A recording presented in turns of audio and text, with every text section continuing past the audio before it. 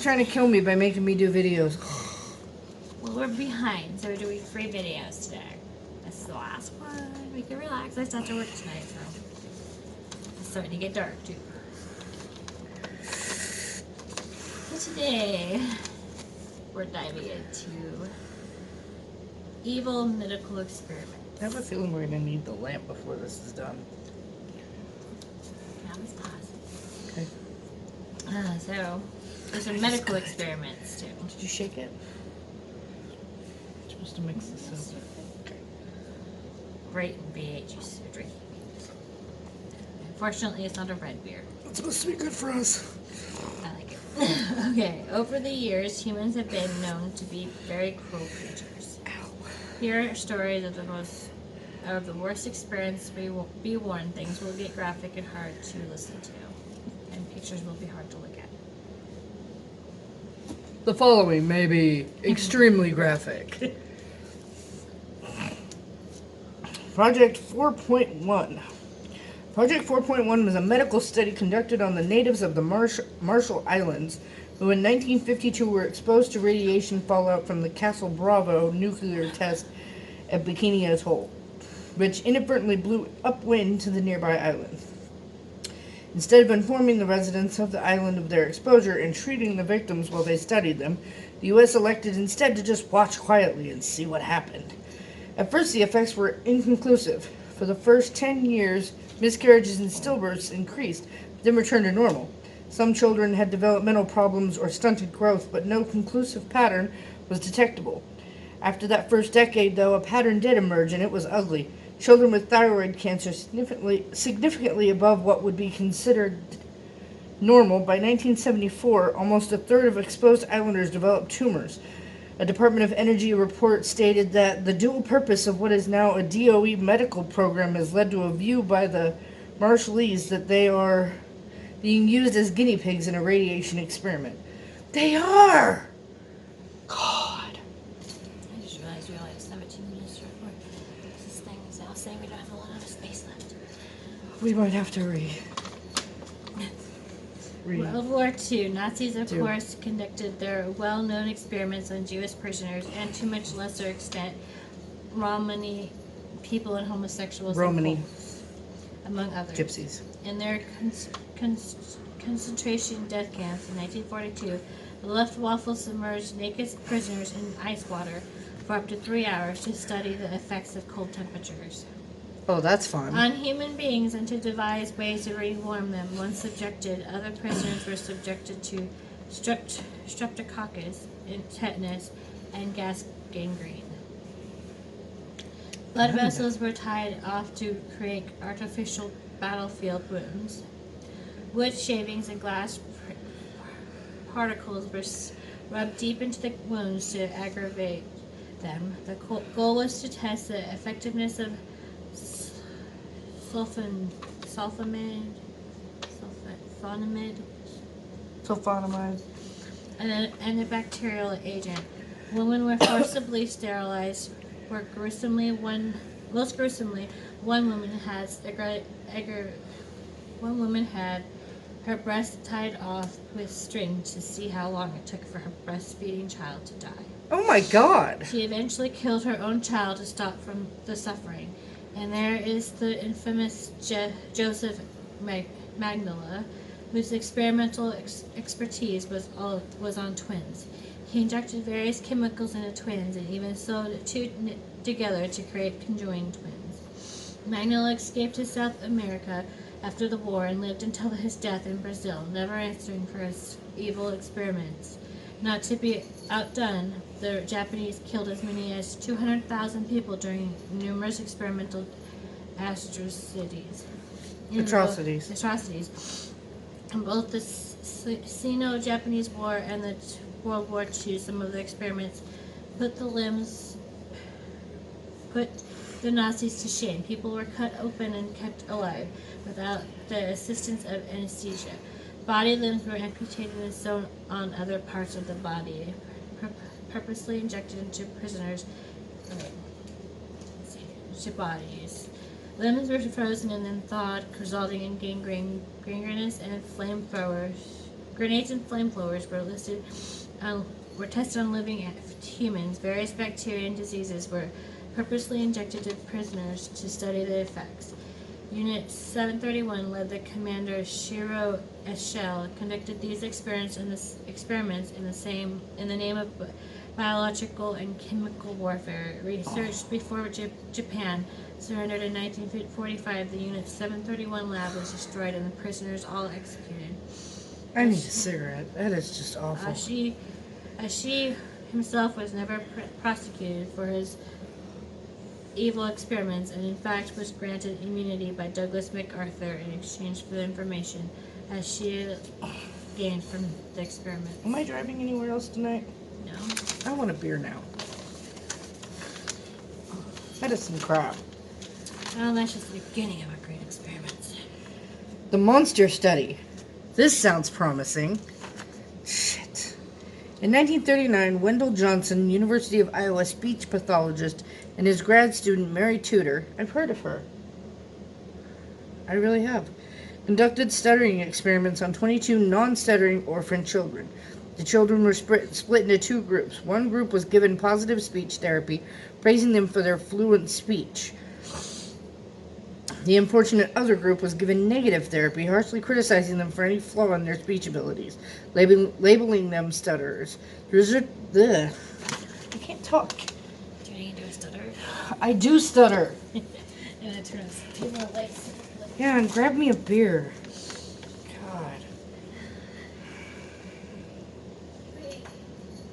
The result of this cruel experiment was that children in the negative group, while not transforming into full-fledged stutterers, suffered negative psychological effects, and several suffered from speech problems for the rest of their lives.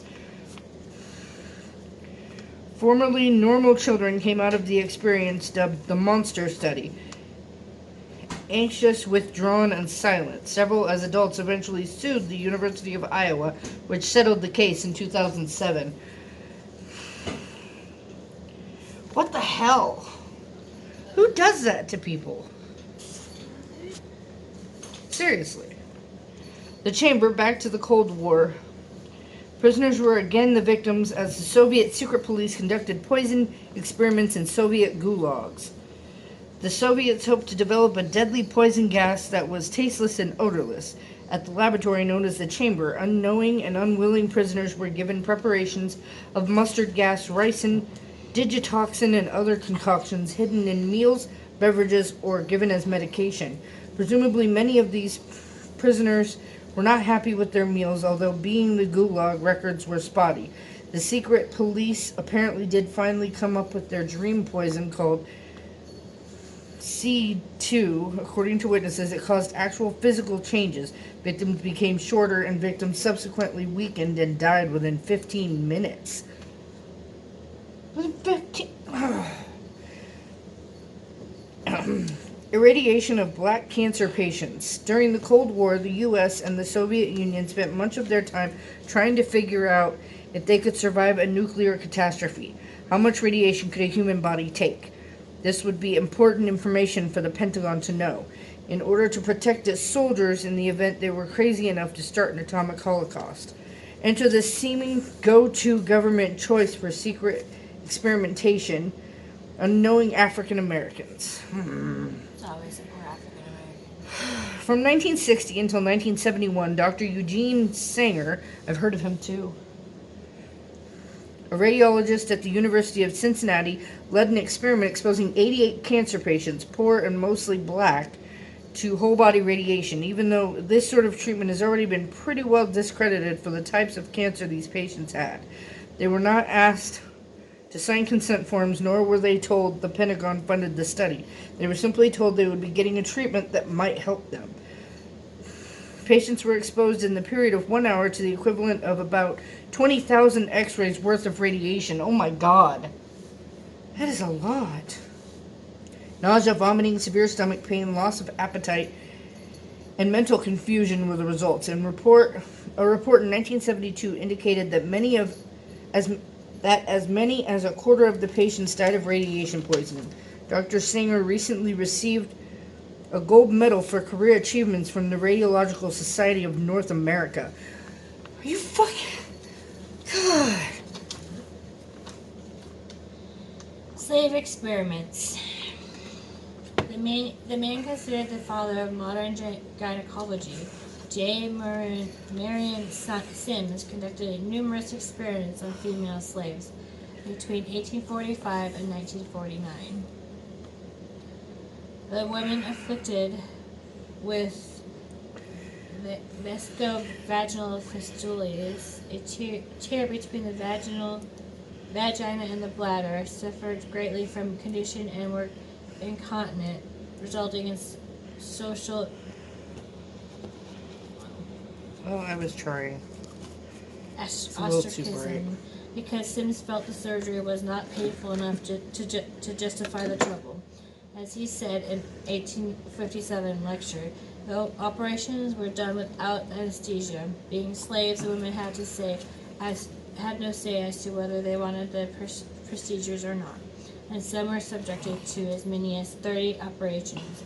There are many advocates for Dr. Sims pointing out that the women would have been anxious for any possibility of curing their condition, and the anesthetics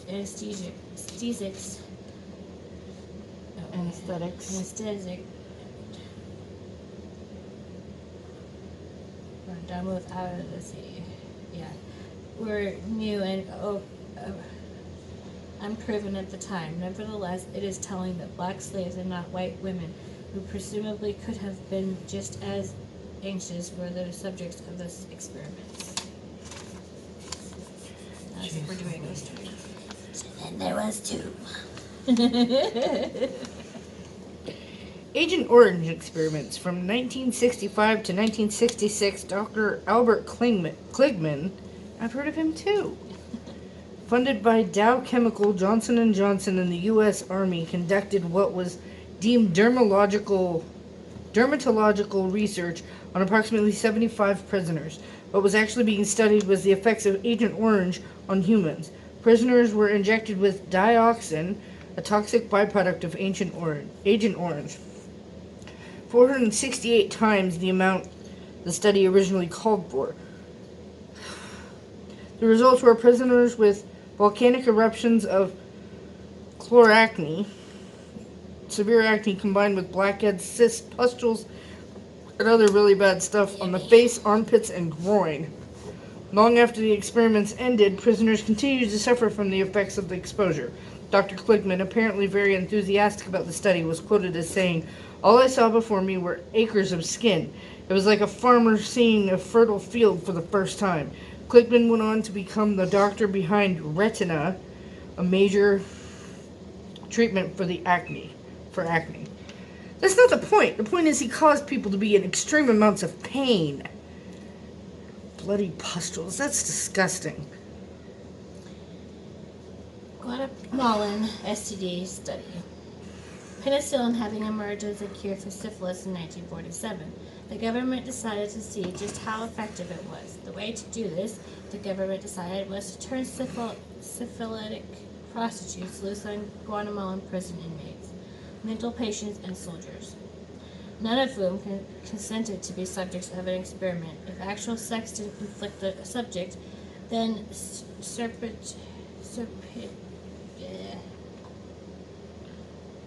I don't know that. Surreptitious. Inhalation did the trick.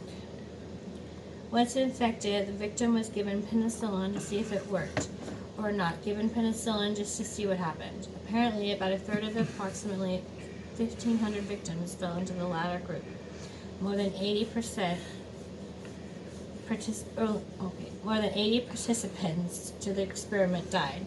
The Guatemala study was led by John Charles Cutler, who subsequently participated in the latter stages of Turkey. In 2010, Secretary of State Hillary Clinton formally apologized to Guatemala for these dark chapters in American history.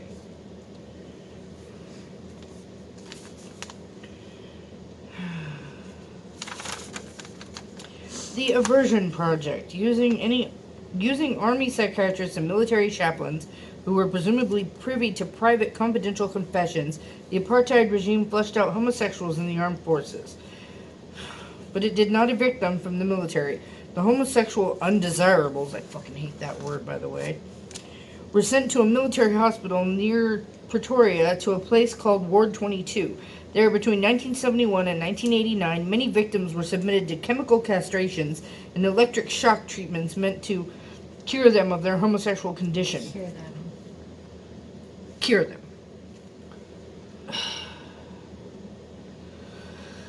As many as 900 homosexuals, mostly 16 to 24-year-olds, who had been drafted and had not voluntarily joined the military, were subjected to forced sexual reassignment surgeries. Men were surgically turned into women against their will, then cast out into the world. The gender reassignment often incomplete, and without the means to pay for expensive hormones to maintain their new sexual identities.